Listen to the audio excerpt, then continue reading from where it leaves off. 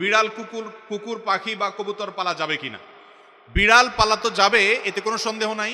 কারণ নবী করিম সাল্লাল্লাহু আলাইহি সাল্লাম বিড়াল সম্পর্কে বলেছেন, ফাইন্নাহা মিনাত তাওয়াফিনা আলাইকুম আত-তাওয়াফাত, বিড়াল তোমাদের বাসা বাড়িতেই থাকে, এই জন্য তার ঝুঁটাকে তিনি হারাম করেন নাই। বিড়াল যদি কোনো কিছুতে মুখ দেয়, তাহলে কুকুর মুখ দিলে যেরকম হারাম হয়ে যায়, নাপাক হয়ে যায়, বিড়াল যদি মুখ দেয়, বিড়ালের ঝুঁটা কি হয় না, নাপাক হয় না।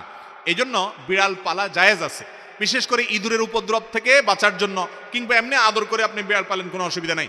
আপনারা সবাই জানেন একজন সাহাবী ছিলেন, নাম হলো আবু হুরায়রা, নাম শুনছেন না, রাদিয়াল্লাহু তাআলা আনহু। ওনার নাম কিন্তু আসলে আবু হুরায়রা ছিল না, ওনার নাম ছিল প্রসিদ্ধ মত অনুযায়ী আব্দুর রহমান।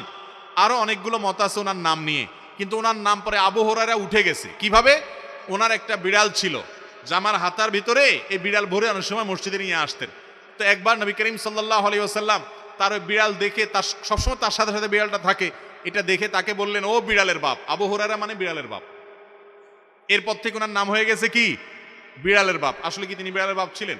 এটা কথার কথা হয়ে গেছে, রাসূল আকরাম সাল্লাল্লাহু আলাইহি ওয়াসাল্লাম মজা করে বলেছিলেন। তো তারপর থেকে ওই নামে তিনি পরিচিত হয়ে গেছেন। তাহলে তিনি যেহেতু বিড়াল পালতেন, নবী সাল্লাল্লাহু আলাইহি ওয়াসাল্লাম দেখেও বরং রসিকতা করেছেন, কোনো নিষেধ করেন নাই। তাহলে বোঝা গেল আমাদের বাসা বাড়িতে বিড়াল পালার কোনো অসুবিধা নাই।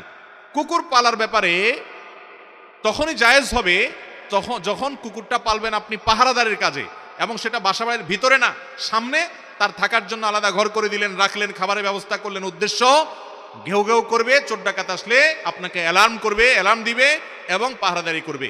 পাহারাদারের জন্য কুকুর পালা জায়েজ আছে, শিকার করার জন্য কুকুর পালা জায়েজ আছে। আমাদের দেশ সহ পৃথিবীর সব দেশে বিভিন্ন আইন শৃঙ্খলা রক্ষাকারী বাহিনীরা তারা বিভিন্ন কুকুর পোষেন, সে কুকুরগুলো সিকিউরিটিতে তাদের হেল্প করে থাকেন এবং তাদেরকে প্রশিক্ষণ দেওয়া হয়ে থাকে, এগুলো সবগুলো জায়েজ আছে।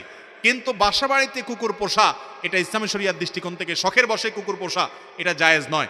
আমাদের একটা বড় সমস্যা হলো, পশ্চিমাদেরকে কোনো কাজ করতে দেখলে আমাদের সমাজের কিছু মানুষ মনে করে ওই কাজটা করলে বোধহয় আমি একটু ভদ্র হইতে পারবো, একটু স্মার্ট হইতে পারবো, আধুনিক হইতে পারবো, জাতে উঠতে পারবো, আমাকে মনে হয় একটু শিক্ষিত লাগবে। এই জন্য ওরা যদি উল্টাপাল্টাও করে, অন্ধের মতো সেটা গ্রহণ করে। আছে না নাই? নবী করিম সাল্লাল্লাহু আলাইহি সাল্লাম বুখারী হাদিসে বলেছেন, লা তাদখুলুল মালাইকাতু বাইতান ফিহি কালবুন আও সূরা, যে বাড়িতে কুকুর থাকে, শখের বশে কুকুর পালে কেউ, সেই বাড়িতে আল্লাহর রহমত নিয়ে ফেরেশতা প্রবেশ করে না। তাহলে নবী করিম সাল্লাল্লাহু আলাইহি সাল্লাম নিষেধ করেছেন। এবং কুকুরের মধ্যে কিছু কিছু কুকুর আছে শয়তানের সুরত ধরে আসে। আপনারা দেখবেন হাদিসে যেটা নিষেধ আছে ওইটা আরো বেশি করে।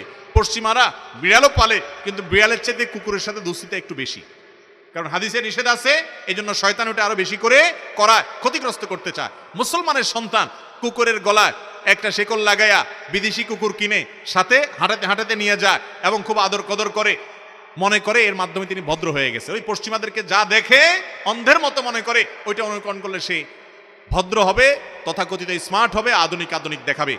এরা হলো সবচাইতে বেশি পশ্চাৎপদ, এরা হলো সবচাইতে বেশি বিবেককে অন্যের গোলামি করে নিজেকে গোলামের জিঞ্জিরে আবদ্ধ করে ফেলেছে। মুসলমানের জন্য কুকুর শখের বশতে পালা জায়েজ নাই, তবে প্রয়োজনে বশতে পালতে পারেন। আর আল্লাহ সৃষ্টি বিষয়ে তা খাবার দিবেন বা কোনো অসুস্থ হলে সেবা দিবেন, সেটা কোনো নাজায়েজ বিষয় নয়। তবে বাসা বাড়িতে পালা জায়েজ নয়, শখের বশত হারাম।